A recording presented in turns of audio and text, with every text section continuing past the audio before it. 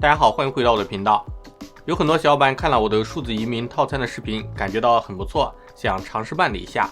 但是看到价格之后又觉得特别的贵，超出了自己的预算范围。美国的数字移民套餐主要包含4项，分别是美国的实体手机卡、美国的私人地址、美国的个人税号 ITN、美国的独立 IP。但并不是所有的小伙伴都需要办理数字移民套餐内的全部内容。其实我们在办理任何业务，或者说在做任何投资之前，都应该明确一下自己的目的是什么，自己为什么要办这项业务比如说有的小伙伴他想要积累美国的信用记录，那这个时候的话就必须要办理美国数字移民套餐里面的所有内容因为只有持有美国的信用卡才可以积累像美国的一个信用记录。办理美国信用卡的前提是必须要数字移民套餐里面的4项所有内容。有的小伙伴也想去申请一个美国的银行账户，那这个时候的话，其实只需要有美国的手机卡就可以办理了。办理成功之后，再准备一个美国的独立 IP 来登录网银就可以了。另外，如果想要用自己的地址来申请美国的银行账户，那么租借一个美国的私人地址也是可以的但不是必须要的因为代理开美国银行账户一般都会提供一个临时地址用于接收这个银行卡至于花费最高、时间最长的 ITN 完全是可以不用申请的。ITN 的用途主要是有2个。一个是在线申请美国信用卡，一个是报税如果说没有这2个需求的话，办理 ITN 的钱完全是可以省下来的。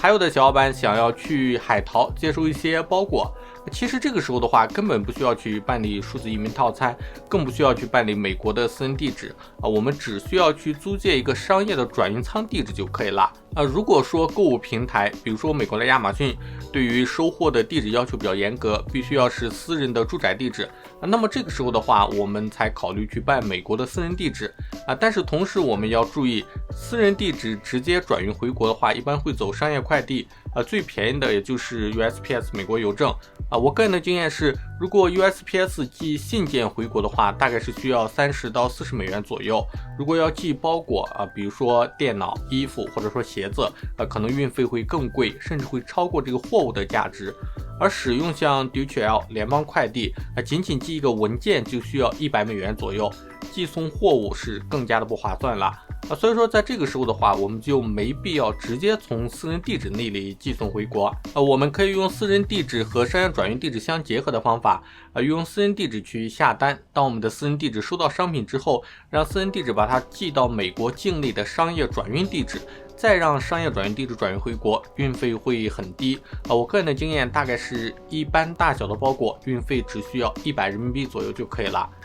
另外就是美国的独立 IP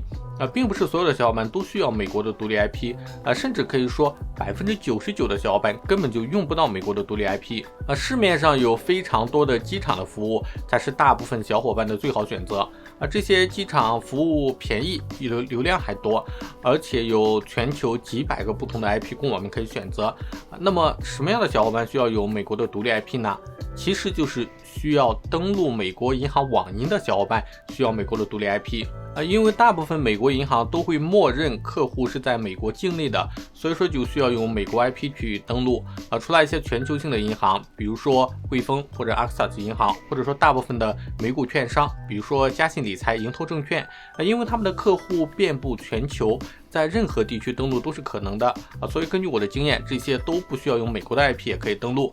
但像 BOE 美国银行和美国花旗银行还有 Capital One 这些银行，他们一般都会要求用美国 IP 登录如果没有用美国 IP 登录，会有2个后果一个是在网银输入账户密码后会报错，比如说技术原因，或者说暂时无法登录另一个就是能够登录成功，但是网银会被锁定，无法继续操作，需要打电话给客服解锁因为系统会认为这个账户存在风险尤其是在使用机场的 IP 会造成很大的问题因为机场的 IP 是动态的，这就会导致我们的 IP 上一秒钟在纽约，下一秒钟就到了洛杉矶，IP 会快速的在不同的地区切换，这样银行的风控系统就会被触发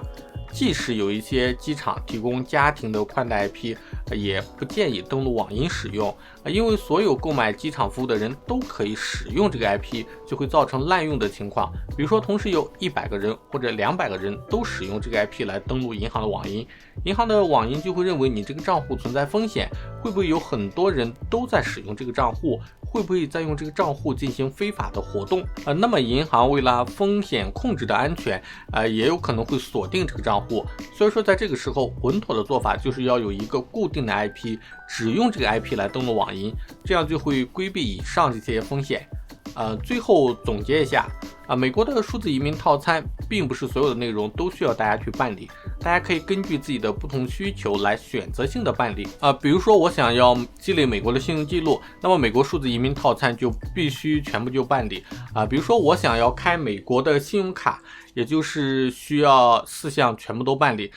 但是我想要代开美国的银行账户，那么我们只需要有一个美国的手机号码或者美国的私人地址就可以了。如果说我要登录美国银行的网银，那么在这个时候就必须要有一个美国的固定 IP 来规避银行之间的风控。那如果说我有美股的资产要报税，那么我要不要去办理 ITN 呢？其实也是没有必要的，因为我们炒美股，美股券商都会使用我们的外国人纳税编号，也就是我们开户时写的身份证，去给美国的国税局进行报税和预扣缴纳税，所以说不需要额外的申请 ITN。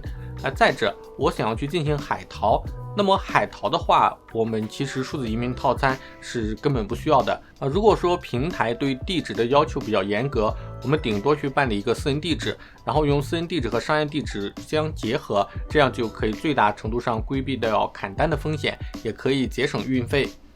以上就是我总结的关于数字移民套餐不同选择的心得，希望能够帮到大家。如果大家有任何疑问，欢迎在视频下面留言，我看到会第一时间回复大家。如果觉得本期视频还不错的话，别忘了点赞分享，也别忘了订阅我的频道，点开小铃铛，这样就不会错过我任何的更新啦。那我们下期再见。